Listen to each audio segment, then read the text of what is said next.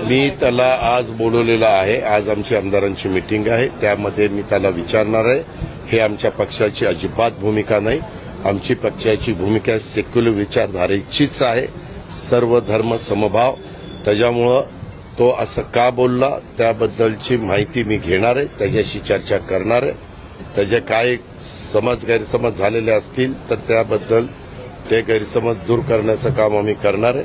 शेवटी हा विचार आपण केला पाहिजे। ज्यावेळेस आपण छत्रपती शिवाजी महाराज, शाहू फुले आंबेडकर ह्या सगळ्या महान व्यक्तींचा, महापुरुषांची नावं घेतो, त्यावेळेस त्यांची जी विचारधारा आहे त्याच विचारधारेने आपण पुढे जावं असं आमचं प्रामाणिक मत आहे।